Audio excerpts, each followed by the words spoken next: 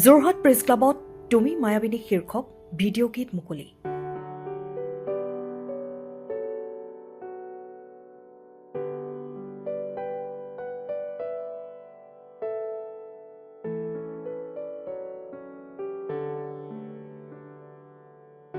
দেওবাৰে যোৰহাটৰ প্ৰেছ ক্লাবত তুমি মায়াবিনী শীৰ্ষক এটা ভিডিঅ' গীত মুকলি কৰা হয়। অসমৰ হিয়াৰামঠু প্ৰয়াত শিল্পী জুবিন গাৰ্গ আৰু মানিক চন্দ্ৰ পায়াঙৰ প্ৰতিচ্ছবিত বন্তি প্ৰজ্বলন কৰে ডক্টৰ সবিতা ঠাকুৰে আৰু অনুষ্ঠানটিৰ শুভাৰম্ভণি কৰে।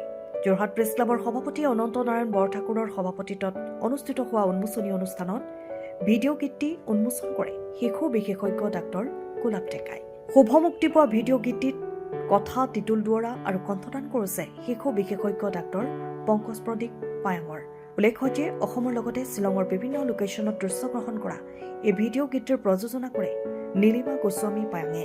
মুক্তি পোৱা এই গীতটি সামাজিক মাধ্যমৰ বিভিন্ন প্লেটফৰ্মত আজিৰ পৰা উপলব্ধ হ'ব বুলিও জানিবলৈ দিয়ে গীতটি কণ্ঠদান কৰা ডাক্তৰ পংকজ প্ৰদীপ পায়াঙে।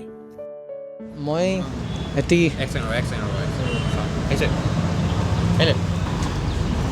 সংগীতময় পৰিৱেশত জন্ম লোৱা।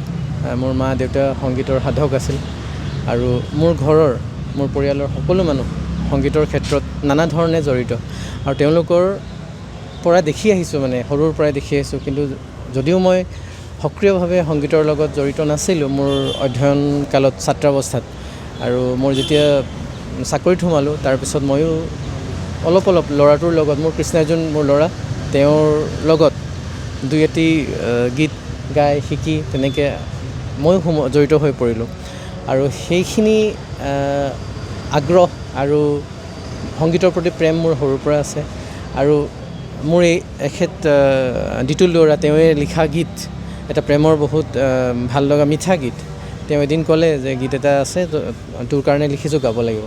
আৰু সেইদিনাই আমাৰ যাত্ৰা আৰম্ভ হৈছিলে তুমি মায়াবিনী। আৰু আজি সেই প্ৰেমৰ গীতটি আপোনালোকৰ আগলৈ আগবঢ়াই দিবলৈ আমি সকলোৰে পৰিয়ালৰ সহায় সহযোগিতাত আৰু বহুতখিনি মানুহৰ কষ্টৰ বিনিময়ত আমি আপোনালোকৰ আগলৈ গীতটো আগবঢ়াব বিচাৰিছোঁ।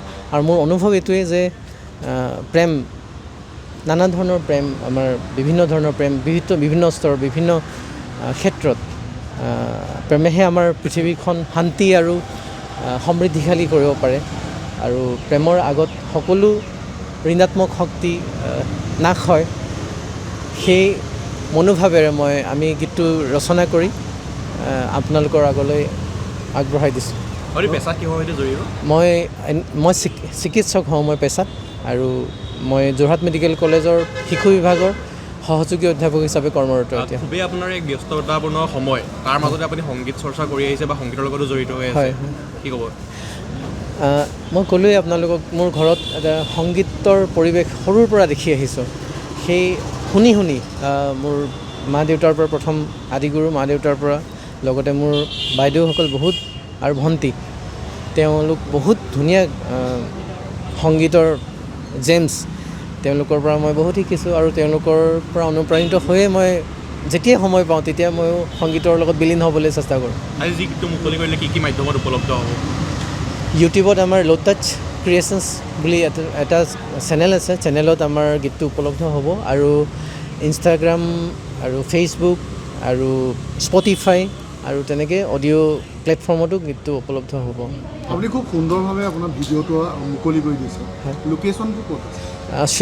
শ্বিলঙত আছিলে। আমি বৰাপানী লেকৰ আশে পাশে আমি দৃশ্যগ্ৰহণ কৰিছিলোঁ। আমি এই ক্ষেত্ৰত ধন্যবাদ কাক দিব, আপুনি কৃতজ্ঞতা কাক দিব? কৃতজ্ঞতা মোৰ মা দেউতাক প্ৰথম দিম, আৰু তেওঁলোকৰ কাৰণে মই পৃথিৱীখন দেখিছোঁ। আৰু এই গীতটিৰ ক্ষেত্ৰত মোৰ সমগ্ৰ পৰিয়াল আৰু গীতিকাৰ এখেত টিতুল দুৱৰা, তেখেত মোৰ পত্নী, মোৰ হোল টিম মায়াবিনী, কেমেৰামেনৰ পৰা স্পট বয়, ডাইৰেক্টাৰ্ছ আৰু মেকআপ আৰ্টিষ্ট, আৰ্টিষ্ট সকলোকে মই ধন্যবাদ জনাইছোঁ। আৰু আপোনালোক সকলোকে মই অনুৰোধ জনাইছোঁ আমাৰ এই প্ৰচেষ্টাক আগবঢ়াই লৈ যাওক, তেতিয়া তেওঁলোকৰ কষ্টবিলাক সাৰ্থক হ'ব। এইটো মোৰ নিজাকৈ মই কণ্ঠদান কৰা প্ৰথম গীত, আৰু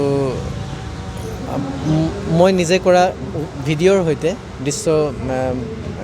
ভিডিঅ'ৰ সৈতে মোৰ প্ৰথম গীত এইটো আৰু আগতে মোবাইল গীত কৰা নাই। কিবা পৰিকল্পনা বিহু সময়লৈ কিবা পৰিকল্পনা আছে?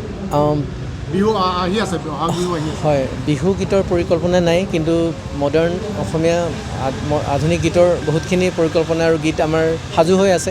সেইখিনি আমি সময় লৈ অকণমান সময় লৈ আমি এৰিম। ঠিক আছে। মঞ্চত কোন কোন উপস্থিত আছিলে আমাৰ আজি মঞ্চত উপবিষ্ট মানুহসকলৰ ব্যক্তিসকলৰ ভিতৰত প্ৰমুখ মোৰ মা, তেওঁ প্ৰযোজিকা আছিলে নীলিমা গোস্বামী পাঞ্ঞা, আৰু সবিতা ঠাকুৰ, ডক্টৰ সবিতা ঠাকুৰ, তেওঁ শিক্ষাবিদ যোৰহাটৰ। আমাৰ গোলাপ ডেকা ছাৰ, তেওঁক চিনি নোপোৱা মানুহ নাই, গোটেই বিখ্যাত মানুহ তেওঁ। আৰু পংকজ দত্ত, তেওঁ ছাৰ মোৰ ল'ৰাটো কৃষ্ণাৰ্জুনক তেওঁ শিকায়, সংগীত শিক্ষাদান কৰে, তেওঁ গুৰু হয় আৰু তেওঁৰ পৰাও মই বহুত কথা শিকিছোঁ। আৰু আমাৰ হয়, তেখ মিডিয়া চেলৰ সভাপতি, তেওঁ আহি আমাক উপকৃত কৰিছে বহুত। তুমি মায়াবিনী গীতটো মই ডাইৰেকশ্যন কৰিছিলোঁ, মোৰ লগত অভিজিত নাথ আছিলে, আৰু এয়া এছিষ্ট কৰিছিলে মোৰ ৰিকি আৰু হিমাংশু। আমি গোটেইকেইটা শ্বিলঙত, মানে আমি প্ৰথমতে প্লেন কৰিছোঁ শ্বিলং, কিন্তু শ্বিলঙত আমি লোকেশ্যনটো একজেক্টলি গানটো হিচাপত নাপালোঁ। চ' আমি উমিয়ামত শ্বুট কৰিলোঁ, গৈ পেলাই মেঘালয়, আৰু দুটামান লোকেশ্যন তাতে ল'লোঁ, লৈ পেলাই এদিনীয়া শ্বুট হ'ল।